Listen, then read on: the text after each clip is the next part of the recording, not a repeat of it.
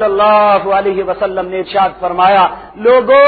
جس طرح اللہ نے تمہارے چہروں کو الگ الگ بنایا ہے، ہر چہرے کی خوبصورتی الگ ہے، اس کا انداز الگ ہے، جس طرح تمہارے اخلاق کو متفرق بنایا، ہر بندے کا کردار و اخلاق الگ ہے، اس کی زندگی کا طرز عمل الگ ہے، اسی طرح تمہاری روزیوں کو بھی الگ الگ۔ اگر اللہ نے تمہاری روزی میں تاخیر کی ہے تو حرام طریقے سے نہ لینا، اللہ کے پاس جو کچھ ہے اس کی اطاعت سے ملتا ہے۔ ہم اس کی نافرمانی سے اپنے آپ کو بڑھانا چاہتے ہیں، اس کی نافرمانی اور معصیت سے، اس کی نافرمانی اور سرکشی سے ہم اپنے آپ کو آگے لانا چاہتے ہیں۔ اللہ فرماتا ہے ایسا کبھی نہیں ہوتا۔ یا ایھا الذین آمنوا کلوا من الطیبات ما رزقناکم، اے اہل ایمان اگر تم اپنے ایمان کے دعوے میں سچے ہو تو وہ رزق کھاؤ جو اللہ نے تمہارے لیے پاکیزہ بنایا ہے۔ نبی صلی اللہ علیہ وسلم نے ارشاد فرمایا کہ تمہارا رب کہتا ہے، 12واں پارہ اس کی پہلی آیت پڑھ کے دیکھ لیجئے، وما من دابۃ الا علی اللہ رزقها ويعلم مستقرها ومستودعها كل فی کتاب مبین۔ زمین پہ کوئی رینگنے والا جاندار، وہ پرندوں میں ہے، وہ چرندوں میں ہے، وہ درندوں میں ہے، وہ انسانوں میں ہے، وہ جنوں میں ہے، جتنی سانس لینے والی چیزیں ہیں، جتنی نہ سانس لینے والی چیزیں، نباتات ہیں، حیاتیات ہیں، کیمیا ہے، جو چیزیں ہیں جو بڑھتی کم ہوتی ہیں، جن کے سارے کے معاملے اللہ فرماتا ہے زمین پہ جو کچھ ہے، ان کا رزق، ان کا معاملہ، انہوں نے کہاں رہنا، کہاں مرنا، کہاں دفن ہونا، کل فی کتاب مبین، اللہ نے سارا کچھ ایک کتاب میں لکھ دیا ہے۔ نہ کوئی آگے ہو سکتا ہے نہ پیچھے ہو سکتا ہے، تو پھر ہم کیوں حرام کی رغبت کریں، حرام کے پیچھے کیوں بھاگیں، سود کو اپنی زندگی اور معاش کے لیے بہتر کیوں تصور کریں، جبکہ اللہ رب العزت فرماتا ہے کہ تمہارے لیے سود جو ہے یہ وسعت کا، یہ آسانی کا اور کاروبار کے فروغ کا ذریعہ نہیں ہوگا۔ الربا ويربي الصدقات واللہ لا يحب كل کفار اثیم، جو کافر ہے، اللہ کے احکامات کا انکار کرتا ہے، گناہوں کا ارتکاب کرتا ہے، گناہ گار بن جاتا ہے، سود لیتا ہے یا دیتا ہے، پھر اللہ اس کو پسند نہیں کرتا، اللہ اس کے رزق کے دروازوں کو بند کر دیتا ہے، دنیا میں ذلت اور یہ کمینگی اس کے ماتھے پہ لگا دیتا ہے۔ ایک بہت عبرتناک واقعہ ہے، سیدنا عمر رضی اللہ تعالی عنہ مسجد سے نماز پڑھا کے باہر نکلے، وقت کے خلیفہ تھے، باہر دیکھا ایک بہت بڑا گندم کا ڈھیر لگا ہوا ہے۔ اب آپ اندازہ فرمائیں کہ یہ حالانکہ بات سود کی نہیں ہے، لیکن اس میں مسلمانوں کی خیر خواہی کا جو ہے عزم نہیں تھا، مسلمانوں کو تکلیف دینا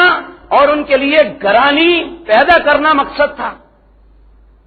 آپ آئے، گندم کا ڈھیر دیکھا، معلوم نہیں تھا یہ کس کا ہے،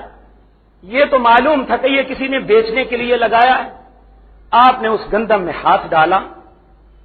اسے ایسے اوپر کر کے نیچے پھینکنا شروع کر دیا، پھر آپ فرمانے لگے یہ کون تاجر لے کے آیا ہے، اللہ اس کے مال میں برکت عطا فرمائے۔ ایک بندہ آگے بڑھا، کہنے لگا امیر المومنین آپ کو معلوم ہے یہ کون لے کے آیا ہے اور کس نیت سے لایا ہے؟ آپ نے فرمایا کیا بات ہے بھائی، کون لایا ہے اور کس نیت سے لایا ہے؟ اس نے عرض کیا ایک تو آپ کا غلام ہے اور ایک حضرت عثمان رضی اللہ تعالی عنہ کا غلام ہے، ان دونوں نے اکٹھے یعنی شراکت میں یہ مال خریدا تھا اور اس کو روک لیا تھا کہ جب مسلمانوں میں گرانی پیدا ہوئے گی اس سٹاک کو زیادہ قیمت پہ فروخت کروں گا۔ آپ نے دونوں کو بلایا، کہنے لگے اے اللہ کے بندو، ہم مسلمان ہیں، مسلمان ہونے کی حیثیت سے پابند ہیں اللہ کے رسول جناب محمد الرسول اللہ صلی اللہ علیہ وسلم کے فرمودات کے۔ وہ سنتے رہے، کہنے لگے میں نے اپنے کانوں سے نبی مکرم صلی اللہ علیہ وسلم کی زبان مطہرہ سے سنا جو مسلمانوں کو لوٹنے کے لیے، ان میں گرانی پیدا کرنے کے لیے جنس کو، گندم، چاول، اس طرح کی چیزوں کو روک لیتا ہے کہ ان کی قیمت بڑھے گی تو مسلمانوں کو لوٹا جائے گا، اس طرح لوٹیں گے، یا اللہ اسے جزامی بنا کے مارے گا؟ جزام کہتے ہیں کوڑ کو۔ اور دوسری بیماری ایک اور کا تذکرہ کیا، میرے ذہن میں وہ اس وقت بات نہیں ہے، جو حضرت عثمان رضی اللہ تعالی عنہ کا غلام تھا، وہ کہنے لگا امیر المومنین، میں اللہ سے ڈرتے ہوئے آپ سے یہ عرض کرتا ہوں، اس گندم کے ڈھیر میں آدھا حصہ میرا ہے، آپ وہ آدھا حصہ قرارہ مسلمانوں میں تقسیم فرما دیجیے، میں اللہ کے غضب کو مول نہیں لے سکتا۔ اور جو دوسرا تھا حضرت عمر رضی اللہ تعالی عنہ کا آزاد کردہ غلام، وہ کہنے لگا پیسے میرے، میں جیسے مرضی انویسٹ کروں، اس سے جیسے مرضی کماؤں، جو مرضی کروں۔ امیر المومنین نے اسے کہا کچھ نہ، خاموشی سے چلے گئے۔ لوگ کہتے ہیں کہ پھر وہ گلیوں میں روتا، چیختا، چلاتا، موت مانگا کرتا تھا، اسے کوڑ پڑ گیا تھا، کہتا تھا کاش کون سا خوش نصیب وقت آئے کہ مجھے موت مل جائے، اسے موت نہیں آتی تھی۔ تو جو انسان مسلمانوں کی تباہی کے لیے، ان کے غرباء کے گھروں کو اجاڑنے کے لیے، ان کے کاروباروں کی ہلاکت اور بربادی کے لیے بڑے خوبصورت جال بچھا کے انہیں سود کے جال میں شکار کرتا ہے، اس ذلیل آدمی کا کیا حال ہوگا؟